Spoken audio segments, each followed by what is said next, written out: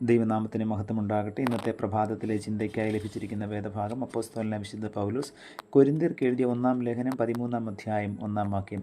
ഞാൻ മനുഷ്യരുടെയും ദൂതന്മാരുടെയും ഭാഷകളിൽ സംസാരിച്ചാലും എനിക്ക് സ്നേഹമില്ല എങ്കിൽ ഞാൻ മുഴങ്ങുന്ന ചെമ്പോ ചിലമ്പുന്ന കൈത്താളമോ അത്രേ.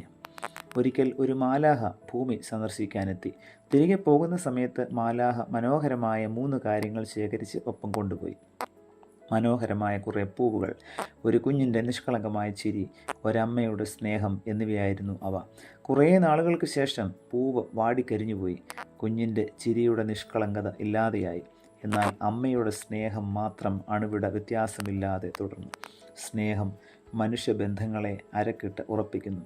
മനുഷ്യനോടും ദൈവത്തോടും ഈ പ്രപഞ്ചത്തിലെ മറ്റ് സൃഷ്ടികളോടും സ്നേഹബന്ധത്തിൽ ജീവിക്കുവാനായിട്ടുള്ള ആഹ്വാനമാണ് ഇന്നത്തെ പ്രഭാതത്തിലെ ഈ ചെറുകഥയിൽ നിന്നും നമുക്ക് ലഭിച്ചത്. പ്രിയമുള്ളവരെ, ദൈവത്തിൻ്റെ സ്വന്തം നാടെന്ന് അഭിമാനിക്കുന്ന നമ്മുടെ കൊച്ചു കേരളത്തിൽ ഇന്ന് സംസ്കാരം വളരെയേറെ മോശമായിക്കൊണ്ടിരിക്കുന്നു. മാതാപിതാക്കൾക്ക് മക്കളെ തിരിച്ചറിയുവാനോ മക്കൾക്ക് മാതാപിതാക്കളെ തിരിച്ചറിയുവാനോ സാധിക്കാതെ വരുന്ന ഒരു വലിയ അവസ്ഥയിലേക്ക് നാം മാറിയിരിക്കുന്നു. ഓരോ ദിവസവും വർത്തമാന പത്രങ്ങൾ നാം നോക്കുമ്പോൾ, സമൂഹ മാധ്യമങ്ങളിൽ നാം നോക്കുമ്പോൾ കൊലപാതകങ്ങളുടെ ഒരു ശൃംഖല തന്നെ നമുക്ക് കാണുവാനായി സാധിക്കും. എവിടെയാണ് പാളിച്ചകൾ സംഭവിച്ചിരിക്കുന്നത്? സ്നേഹത്തിൻ്റെ ബന്ധങ്ങളിൽ പാളിച്ചകൾ, വിള്ളലുകൾ വന്നതുകൊണ്ടാണ് ഇപ്രകാരമുള്ള ദാരുണ സംഭവങ്ങൾ നമ്മുടെ കൊച്ചു കേരളത്തിൽ ഓരോ നിമിഷവും ഉണ്ടായിക്കൊണ്ടിരിക്കുന്നത്.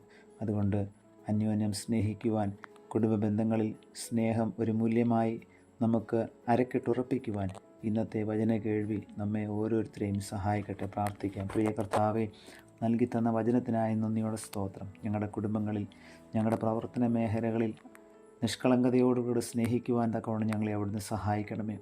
വഞ്ചിക്കുന്നവരായിട്ടല്ല, ചതിക്കുന്നവരായിട്ടല്ല, അന്യോന്യം സ്നേഹത്തോടുകൂടെ ഇടപെടുവാൻ തക്കവണ്ണം കർത്താവേ, നീ ഞങ്ങളെ അവിടുന്ന് സഹായിക്കണമേ. ഇന്നത്തെ വചനത്താൽ ഞങ്ങളെ ധന്യരാക്കിയതിനായി സ്തോത്രം.